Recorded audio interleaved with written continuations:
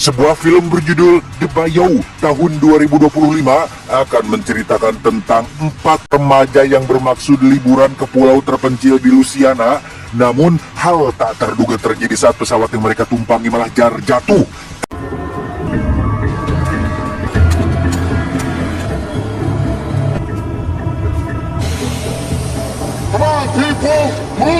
Berlatar di pedalaman hutan Louisiana, cerita diawali dengan memperlihatkan sebuah pabrik pembuatan bubuk terlarang yang bertepatan dengan itu. Pihak kepolisian rupanya sudah berada di sana untuk melakukan penggerbekan dan...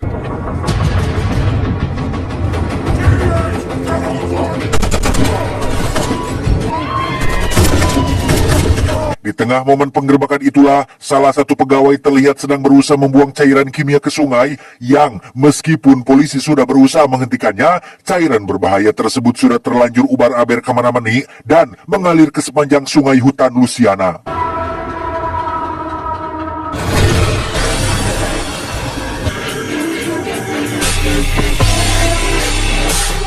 Dan kisah akan berfokus pada seorang mahasiswi biologi berprestasi di salah satu kampus terbesar di Amerika bernama Kyle. Saat ini, Kyle sedang berduka atas kematian kakaknya yang begitu mendadak akibat serangan jantung. Dan sebagai bentuk penghormatan, ia berniat akan menaburkan kremasinya di Florida Keys atau pulau kecil yang paling si kakak sukai sesuai wasiat beliau sebelum meninggal. Kyle!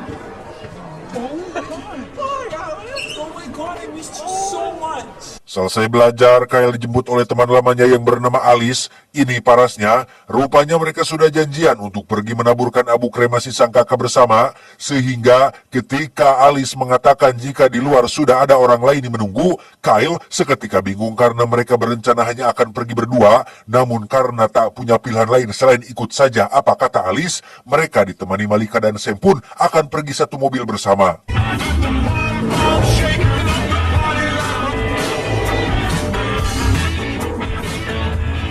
Melihat Kyle yang tak begitu senang dengan kehadiran Malika dan Sam di sana, membuat Alice akhirnya jujur jika mobil miliknya tadi malam sudah dijual oleh sang ibu yang merupakan seorang penjudi berat, sehingga Alice sengaja mengajak mereka berdua agar memiliki tumpangan dan rencana mereka pergi ke Florida Keys tetap kacumponan.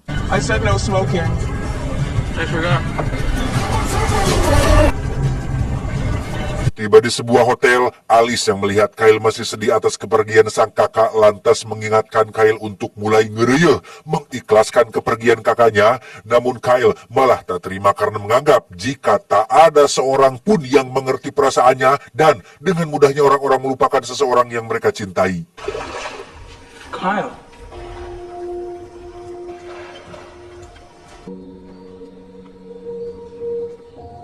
Esoknya, KLCS kembali melanjutkan perjalanan dan berhenti sejenak di sebuah rest area untuk sekedar sarapan bubur ayam. Sebelum masuk, Kyle tak sengaja melihat koran yang semuanya berisi berita utama tentang serangan buaya yang baru-baru ini sering terjadi. Di mana perhatiannya seketika buyar saat ada seorang pria tua yang memperingatkan Kyle untuk jangan main di sekitar sungai jika tak ingin hal buruk terjadi pada mereka. Kyle, let's go.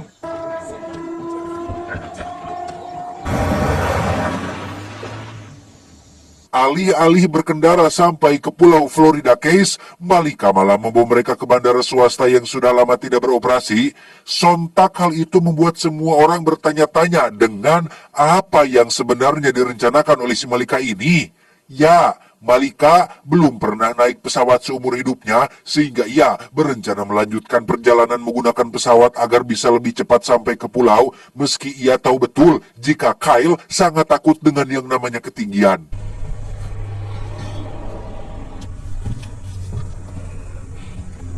Welcome to Frank Airlines.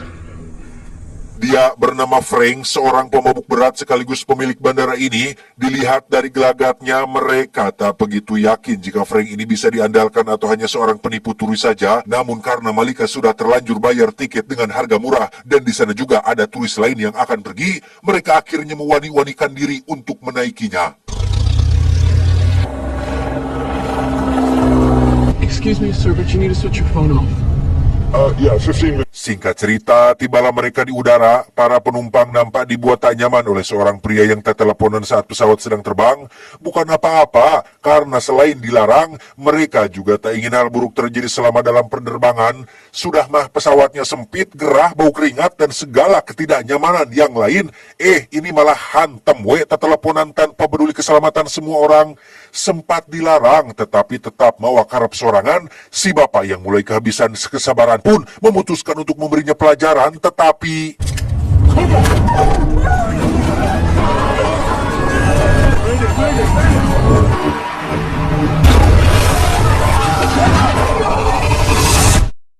disinilah mereka sekarang terdampar di sebuah sungai dengan kondisi pesawat yang sudah amburadul. Tidak ada korban jiwa dalam kecelakaan ini, namun terdapat beberapa penumpang dengan luka cukup berat, ditambah 2 orang hilang termasuk co-pilotnya, sehingga sambil menunggu tim SAR datang, mereka berusaha saling mengobati satu sama lain.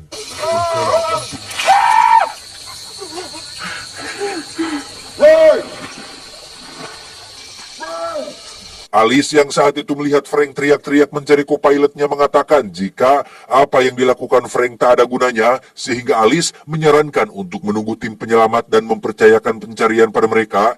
Namun, hal mengejutkan terjadi saat Frank akhirnya jujur tentang penerbangan yang ilegal. Frank juga tidak menjamin akan adanya tim penyelamat yang datang karena boro-boro datang, tim SAR bahkan tidak tahu jika Frank sudah melakukan penerbangan. If the black box wasn't on, no one knows that we're here. She's right. Sebagai gadis yang cerdas dan rajin membaca buku, Kyle juga menambahkan jika mereka sedang berada di area hutan tropis terbesar di Amerika, bahkan jika tim penyelamat mengetahui mereka terdampar di sini, kemungkinannya sangat kecil untuk tim dapat menemukan keberadaan mereka, sehingga ia menyarankan untuk jangan terlalu berharap tim penyelamat akan datang, karena yang terpenting saat ini adalah mencari tempat teduh untuk mereka beristirahat. Walk. Maybe northeast. Now I feel better that we have a solid plan. Setelah perdebatan yang cukup alot, Kyle meminta semua orang untuk mencari sesuatu yang dinilai akan berguna, entah itu makanan, lampu senter, pisau, catok kuku, mantel, payung, sempak, sayuran, gula, garam, madu, atau apapun itu, daripada saling menyalahkan dan memperdebatkan masalah yang tidak penting.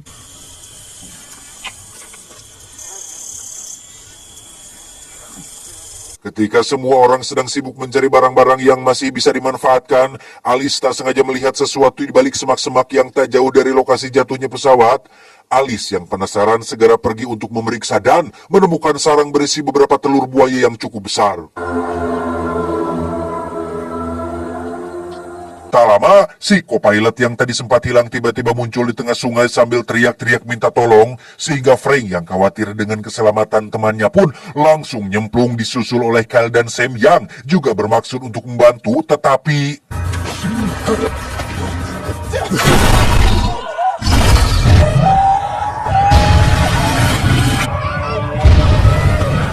ya, si co-pilot tewas dicaplok dan ditarik ke dalam air oleh buaya yang sangat besar. Di mana hal itu membuat semua orang terkejut dengan apa yang mereka lihat barusan. Sehingga Kyle meminta semua orang untuk menjauh dan pergi dari area sungai.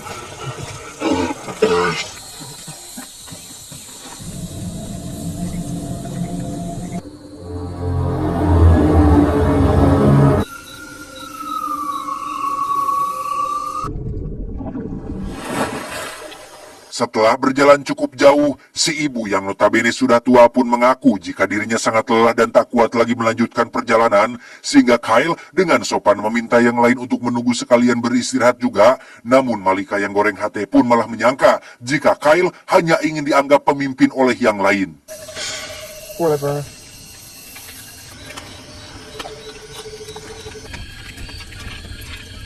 Tengah malam ketika semua orang sudah tertidur pulas, salah seorang pria terbangun karena sudah tak kuat ingin kehampangan, yang ketika sedang dalam posisi enak-enaknya, tiba-tiba HP-nya berdering pertanda ada panggilan masuk, sehingga si pria yang sedari tadi tak bisa melakukan panggilan karena tak ada sinyal pun, buru-buru mengambil HP dari dalam sakunya, tetapi... Hello?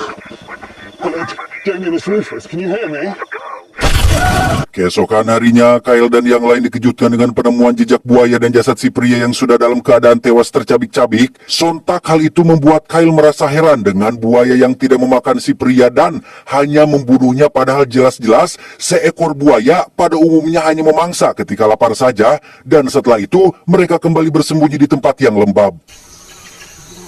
You got any ideas? Frank. There's been rumors. Frank pun kemudian bercerita tentang rumor yang sedang hangat di masyarakat bahwa buaya yang ada di sungai ini memang semuanya bertingkah aneh. Seekor buaya biasanya akan langsung lari setelah melihat atau mendengar suara manusia, namun buaya di sungai ini malah bertingkah sebaliknya. Mereka justru mengamuk dan bereaksi agresif terhadap manusia, bahkan rela menempuh jarak yang cukup jauh untuk mengejar mangsanya, yang hal itu para buaya lakukan bukan untuk mencari makan, melainkan hanya untuk membunuh manusia saja. It's a cabin or something. Hey, I think that'll give us a vantage point. At least we can see what's coming. Tak lama, Alice melihat sebuah bangunan tua yang lokasinya cukup dekat sehingga mereka bergegas pergi untuk menjadikannya sebagai tempat istirahat sekaligus berlindung dari ancaman buaya yang biasa muncul kapan saja.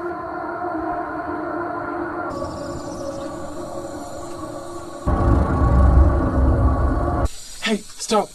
Di tengah perjalanan, Kyle melihat banyak sekali buaya yang telah mengepung mereka dari berbagai arah sehingga ia meminta si ibu yang sudah berada di depan untuk jangan bergerak, diam saja, tunggu para buaya pergi. Bukan apa-apa, itu karena buaya sangat sensitif terhadap suara dan gerakan tiba-tiba. Namun ketika mereka masih menyusun rencana untuk kabur, tiba-tiba Bickerton.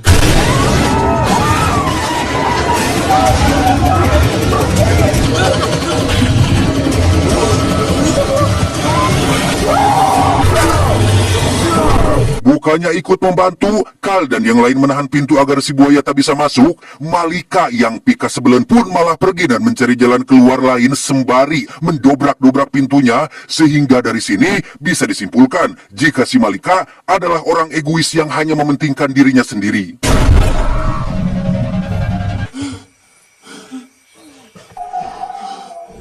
Hingga malam tiba, para buaya masih tak mau pergi dan tetap menunggu mereka di luar gubuk. Kyle yang khawatir dengan keselamatan semua orang pun meminta mereka untuk bergantian tidur dan berjaga kalau-kalau para buaya kembali berusaha mendobrak pintu. Larut malam, Kyle membantu salah satu teman, kita panggil saja Yuli, yang kakinya terluka akibat sempat tergigit salah satu buaya, di mana kondisinya terlihat sangat memprihatinkan akibat terlalu banyak mengeluarkan darah. Namun karena mereka tidak memiliki obat hiji-hiji acan, Kyle hanya bisa menahan pendarahan dengan kain seadanya. I think we should take turns taking watch. Selesai mengobati Yuli dan membiarkannya istirahat, Kyle dihampiri oleh Sam sambil menunjukkan peta yang ditemukannya dari dalam laci. Dari penuturannya, peta tersebut menunjukkan keberadaan mereka saat ini dan jika sesuai dengan apa yang ada di dalam peta, sekitar 3 mil dari sini terdapat bangunan terbengkalai yang cukup besar, sehingga mereka berencana pergi ke sana. Siapa tahu ada seseorang yang bisa membantu atau setidaknya ada telepon yang masih bisa digunakan. Are we just gonna ignore the fact that this is like 4 miles in the wrong direction? Not to mention the thing that we're running from. Tak terima dengan keputusan tersebut, Malika si gerengseng pun kembali berulah dengan memprovokasi semua orang untuk tetap tinggal daripada berjalan 3 mil demi mencari sebuah bangunan dan percaya pada peta yang masih diragukan kebenarannya. Padahal semua itu hanya akalan-akalan si Malika yang sudah lelah dan tak sanggup melakukan perjalanan jauh. Shit. Hey, hold up down. Whatever the f*** is here. Get out of here. Tak hanya saya saja yang dibuat naik pitam, para korban terdampar juga mulai risih dengan kelakuan si minculak si Malika ini, sehingga Frank akhirnya angkat bicara dengan keputusan yang Kyle ambil bahwa ia dan yang lain setuju untuk pergi dan akan mulai bersiap-siap, sedangkan untuk Malika mau ikut silahkan temilu kajen.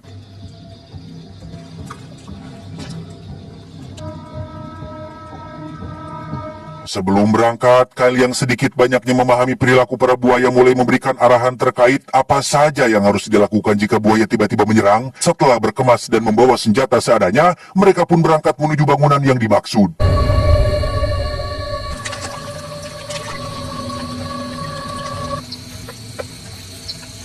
Dalam perjalanan, Yuli mengeluhkan lukanya yang semakin memburuk dan meminta Samsul suaminya untuk rehat sejenak, di mana Malika kembali berulah dengan menghasut yang lain untuk tinggalkan saja mereka berdua daripada jadi beban di perjalanan. Namun karena mereka sudah tahu watak buruk si Malika, tak ada satupun yang menggubris perkataannya tersebut.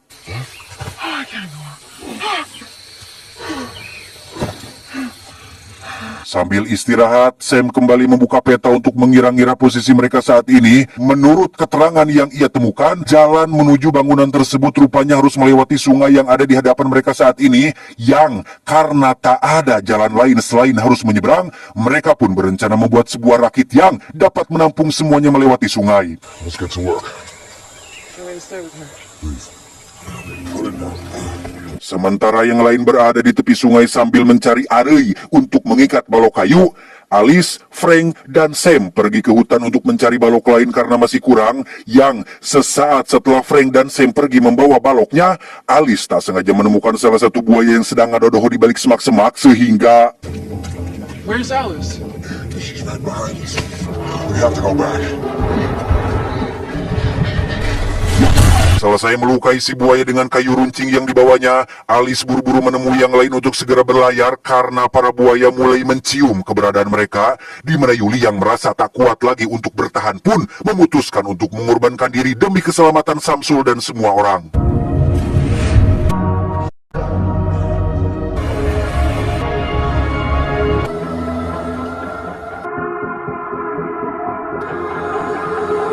Setelah cukup jauh papali dan menyusuri sungai, akhirnya Kyle CS berhasil menemukan lokasi bangunan yang dimaksud dalam peta, di mana kita yang menonton mungkin akan cukup dibuat terkejut saat mengetahui bahwa bangunan yang selama ini mereka cari adalah sebuah pabrik pembuatan bubuk terlarang yang kita lihat di awal film tadi.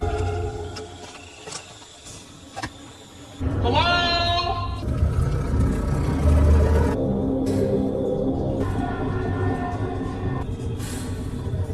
Karena lokasi bangunan yang cukup luas, mereka pun berpencar untuk menelusuri seluruh bagian dalam bangunan ini.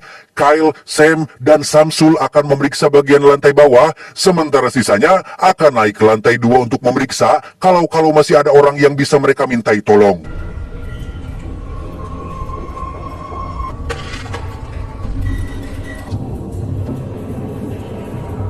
Beberapa saat mencari, tibalah Kyle di ruang tempat bubuk terlarangnya dibuat, dan benar saja, mereka menemukan tong berisi limbah ungu sudah mayabah, tumpah ke mana-mana. Kyle menduga jika limbah inilah yang telah mengkontaminasi para buaya sehingga mereka berperilaku agresif, disusul dengan kemunculan seorang pemuda yang terluka entah karena apa, sehingga Kyle dengan cepat menolong dan menanyakan tentang apa yang sedang terjadi. Namun sayangnya, si pemuda keburu tewas karena kehabisan darah. He's gone. Beralih ke atas saat Frank CS masih kukulintingan mencari telepon atau radio yang bisa digunakan, sementara ia dan Malika akan mencari di bagian depan plafon. Alice diminta pergi ke ruang belakang untuk memeriksa seorang diri, yang di sini Malika kembali berulah dengan memprovokasi Frank untuk meninggalkan semua orang dan kabur saja bersamanya, sehingga Frank yang sudah jengkel pun nekat menjatuhkan si Malika dari atas tangga, tetapi...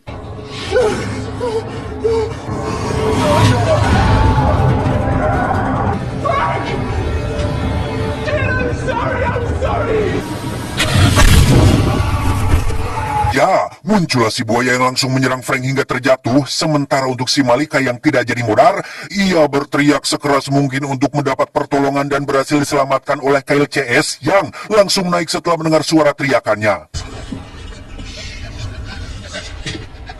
It's okay.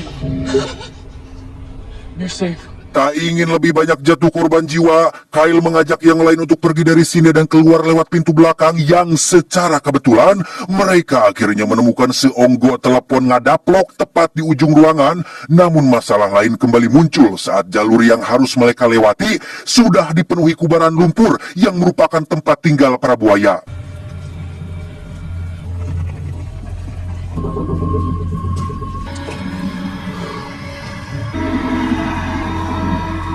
perlahan tapi pasti, satu persatu dari mereka berhasil lewat tanpa membangunkan para buaya yang sedang tertidur. Namun saat Sam akan melakukan gilirannya, ia malah tijalike dan tak sengaja menimpa salah satu telur si buaya sehingga...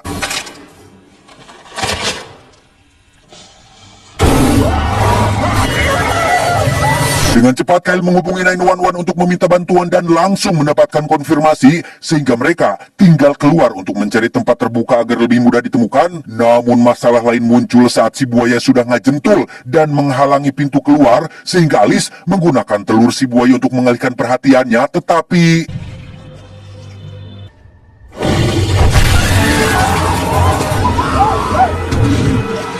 Ya, Alice digigit dan dibuntang-banting hingga tak sadarkan diri, disusul dengan Samsul yang juga sama-sama dibuat tidak berdaya. Beruntung Kyle berhasil menembak dan mengalihkan perhatiannya, yang ketika si buaya akan balik menyerang, Kyle secara kebetulan melihat cairan kimia mudah terbakar yang berada di dekatnya dan...